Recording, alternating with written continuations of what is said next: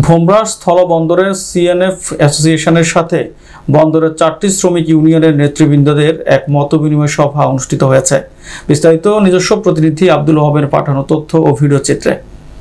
মঙ্গলবার সকাল 11টায় সাতক্ষীরার ভোমরা স্থলবন্দরের সিএনএফ অ্যাসোসিয়েশনের নতুন কমিটিকে ফুল দিয়ে শুভেচ্ছা জানান বন্দরের 4টি শ্রমিক ইউনিয়নের নেতৃবৃন্দ।